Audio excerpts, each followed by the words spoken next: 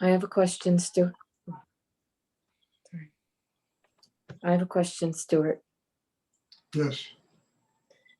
Could you talk about so, hum?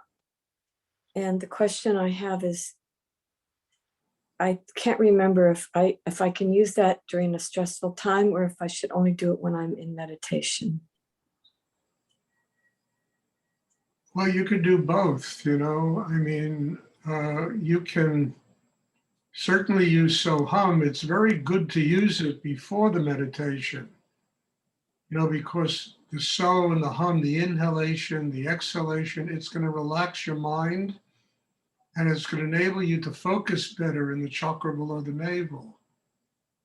You know, and then even in the class, you know, sometimes we drift off. That if you just listen to your breathing, and that's so, when you inhale, hum. When you exhale, it'll bring you back to your focus.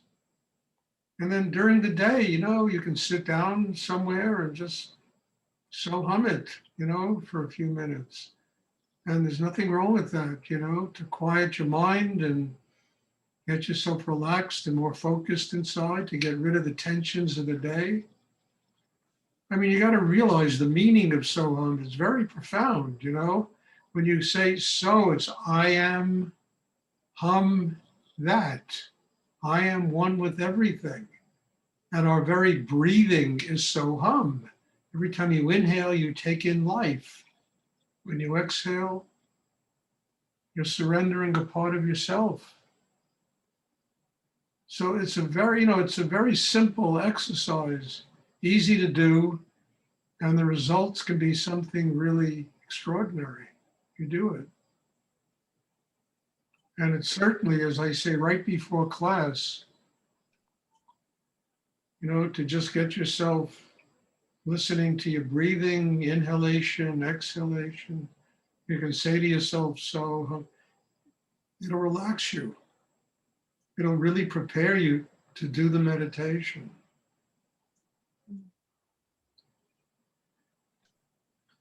I mean, that's an exercise you can use in class, before class, during the day. You can sit down and just listen to your breathing. I mean, it really helps. It really helps enormously to do that. And the difference between something like that and dropping tension, it's just a different way. It's just another way of getting rid of tension. You know, I mean, in this life, you got to use anything that works. Exactly. You can't compare and contrast things. You just, if you drop your arms at your side and please help me to surrender all negative psychic tension. It's also a very good exercise to get rid of the surface tension in you. And so hum, you know, will, you know, very quickly relax your mind. All of these things should be, please try and stop moving. All of these things should be done. I do them. You know, I mean, all of these things are very important because unconsciously we build up so much tension inside ourselves that we need to be able to use these little exercises to get ourselves focused again, to relax ourselves, to not let the tension take over. You know, I mean, all of these things are very important to do and should be done. You know, don't ever take them for granted, you know, use them. I mean, they certainly exercises I learned from my teacher, Rudy. There was another one he taught where you would sit with your hands like this, right at your heart. Oh, yeah. And then you would raise your arms up into and you allow the energy to come down through the chakras in the hands at the center of the palm. And you allow it to go down the arms into the heart center. And then you drop your arms to your side and you just ask for help to surrender deep negative psychic energy. And it's a very good way of releasing deep energies in the heart center.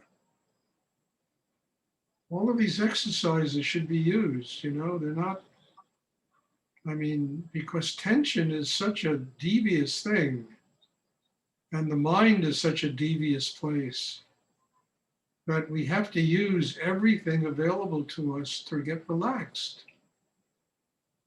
And then getting relaxed enables us to focus the attention in the chakra below the navel.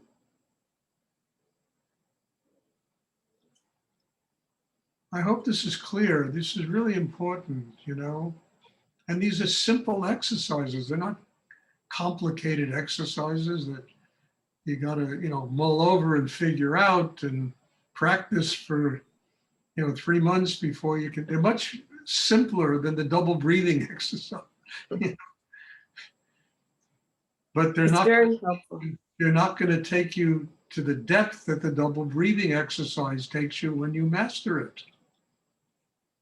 You're going to get rid of all that surface tension that enables you to then do the double breathing exercise and learn how to master it. Thank you, Stuart. That's very helpful. You're welcome. Does anyone else have a question they would like to ask? Stuart, Yes. during the holidays and festivals during the year, is there a greater opening to build a stronger connection? I mean, look, there can be. Are you talking about the Jewish New Year coming Well, up? that's one of them, yeah. I mean, all different cycles during the year. It's the end of a year in the Jewish religion. It's the beginning of the new.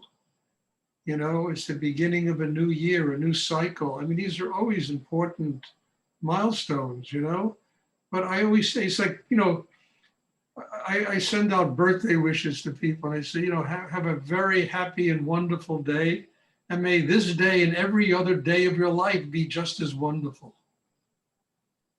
So it's, you know, we have these holidays and they're supposedly a reminder of renewal, change, embracing the new, growing inside. But if you don't do that the rest of the year, it's, you know, the metaphor doesn't work. The example doesn't work. So I think, you know, Christmas, New Year's, you know, Rosh Hashanah, you know, Kippur, all these holidays are very important. You know, Easter. But at the same time, you know, our work, our meditation practice is supposed to teach us to celebrate every single day as a new year, as a birthday.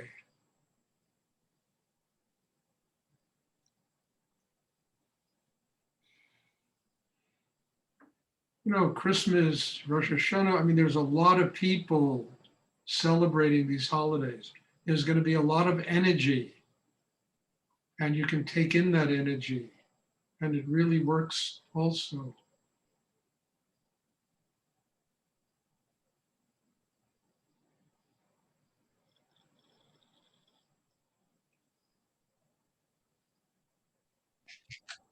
Thank you. You're welcome. Does anyone else have a question you would like to ask? Stuart, I would like to ask you, because this one word keeps coming up. So could you talk about trust? Yes. I mean, the first person you got to trust is yourself. You got to trust that you were born here to have a really wonderful life. You were born here to be a happy person. You know, you were born here to open to the great treasure that is life, the sacredness of life. And if you don't trust, these things are not going to come. You understand? And, you know, we have to learn how to trust stepping into the unknown. You know, not being afraid of death and rebirth. We have to trust that life is an amazing teacher. And if you don't trust life, you will never learn anything. If you're skeptical and cynical and, rationalizing everything about life, you're never going to learn anything because you know better than life. And that's really kind of dangerous because life's been around here a lot longer than all of us.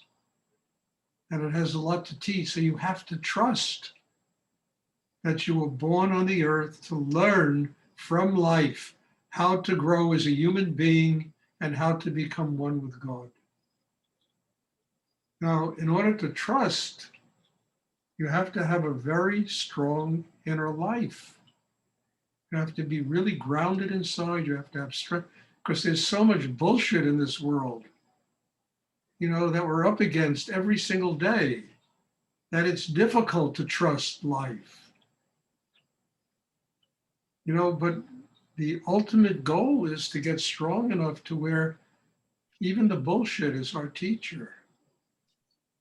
It's our teacher. If it becomes your teacher, then you'll never be hurt by it because it's teaching you what to do to grow in yourself to be able to deal with all this stuff that goes on in the world. And trust is a very important part of it. And it's something that's really difficult for people to do because we've been so conditioned by, what has gone on in our childhood and our, stuff that goes on in the world to be skeptical, to be cynical, to not trust life because of all the crap that's thrown at us in life. Instead of opening our heart, building a system that allows us to embrace the incredible knowledge that life has to give us, every day. And when you begin to see the world that way, everything in the world changes for you. Everything changes inside yourself. And the first place that you have to really trust is you. You weren't born here to be skeptical. It's a terrible way to live. You're so much in your head that you literally can drive yourself crazy. So trust is a major factor in the development of a spiritual life, also the development of our humanity, learning how to trust.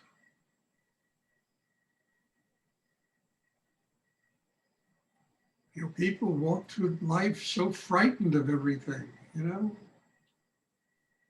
and that fear never allows them to see how sacred life is. What an extraordinary, energy that's there to teach us exactly what we have to learn to get to God. So I think one has to learn to trust. And again, trust is not, well, no, today I'm going to trust. That's not, it doesn't work that way. But when you build that inner life and get stronger, the trust automatically comes. You overcome the fear. It's not like you say, well, today I'm going to trust. And the first negative thing that happens to you, since you're running, the trust goes away. No, today I'm going to build an inner life and work at it every day to get strong enough to where that trust comes organically. It's part of the evolution of my inner growth. That's basically how trust comes. It doesn't come because, well, today from now on, I'm going to trust. It doesn't work that way. You have to have an inner life that's strong enough to do it. And once you get an inner life like that, it just comes. You trust. What can life do to me that it already hasn't done? Really. I mean, I look at I've been in plane crashes, car wrecks, I've been married and divorced and, all kinds of, endless stuff that would make me cower if it wasn't for this meditation that has built a system inside me that is strong enough to be able to trust everything that's ever happened to me because it's been my teacher.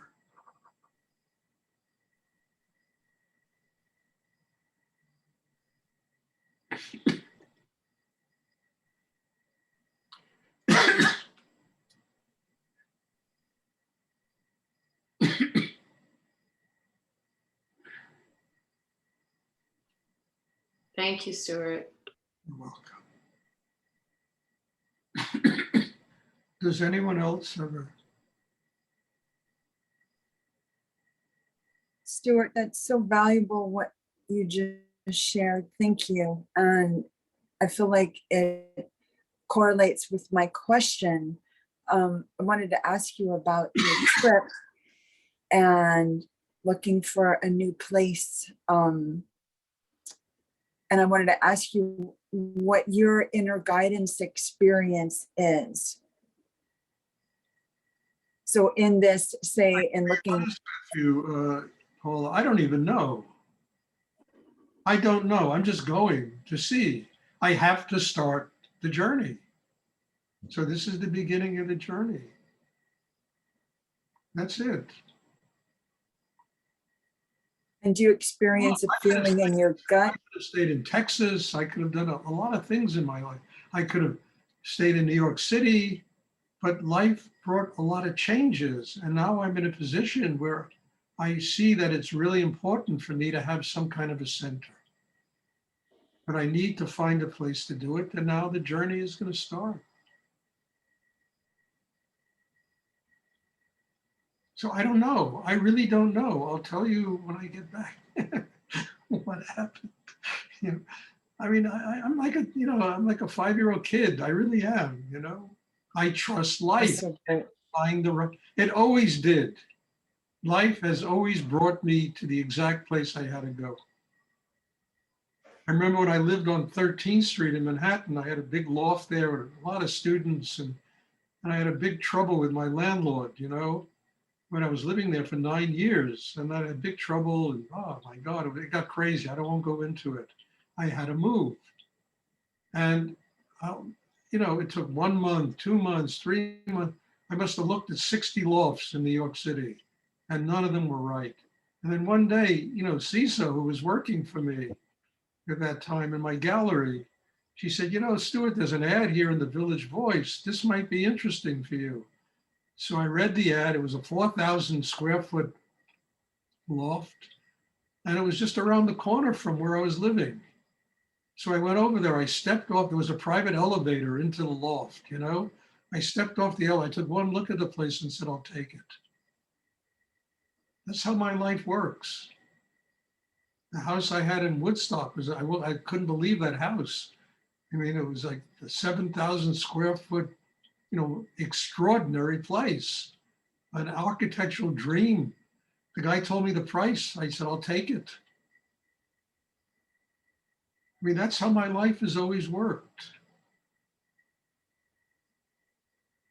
So I'm just opening to what, look, I'm not 30 years old anymore, but I'm opening to what the possibilities will bring in. And it creates an adventure. You never know what's going to come,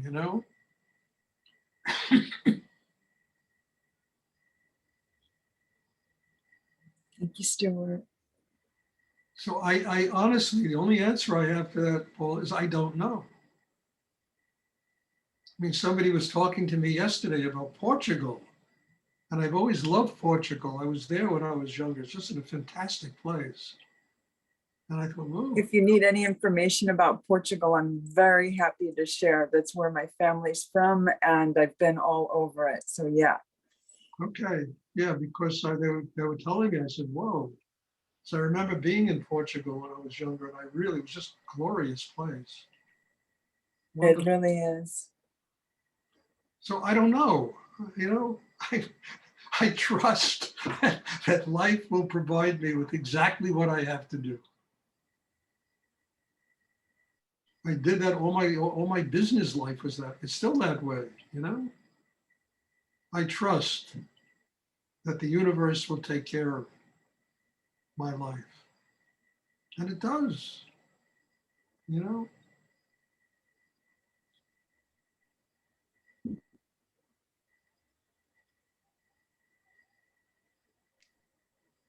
Thank you, Stuart. You're welcome. Does anyone else have a question?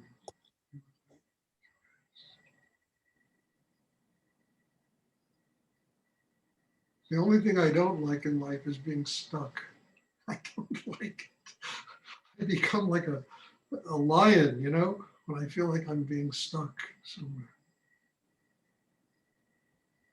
So we'll see, you know, we'll see what happens. I made a commitment this year to spend this year with my daughter. She's doing fantastic.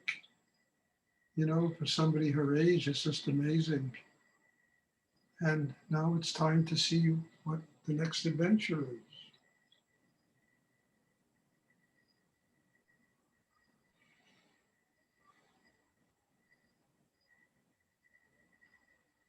Does anyone else have a question they would like to ask?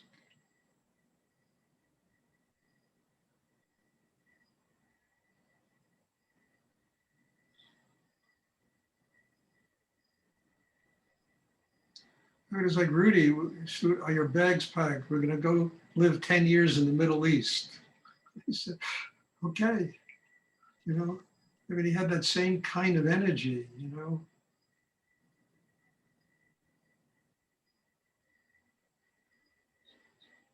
He was the teacher of the Aquarian age there, you know, and he was told by some psychic that he would train the teacher of the Aquarian age. And he mentioned that he might be in Egypt and Cairo, and he wanted me to go with him. And I said, okay.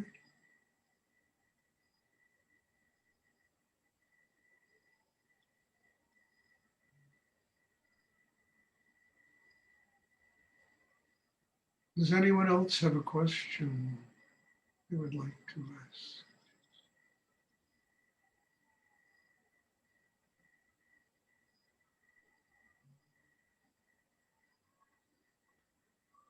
Because the real answer to this whole, you know, is inside ourselves, our connection with God, and the willingness to let go and surrender in such great depth that we make room for higher energy to guide our life.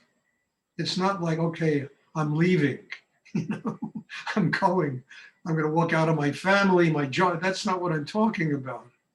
I'm talking about such deep surrender inside that the universe, God, whatever, it begins to guide one's life.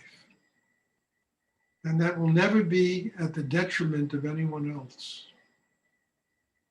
Or never keep you from loving the people that are very importantly in your life.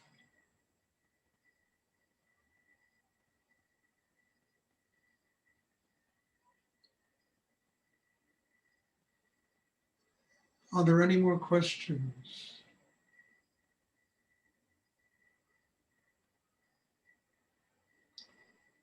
Okay, well, there won't be a class tomorrow, but there will be a class on Wednesday. And I'm looking forward to seeing everybody. God bless you for being here, for, God's sake, putting up with me. God bless you for being here. And I, you know, in all humility, it's just a tremendous amount of love in my heart for all of you and everyone who makes an effort attending these classes and growing and trying to have a spiritual life. I mean, it's just a bless you all. Thank you. And I'm looking forward to seeing everybody. Happy Rosh Hashanah. Safe travel. Safe travel. We're so happy for your trip. Thank you. Stuart. Thank you. Thank you. Bon voyage. Love you, Stuart.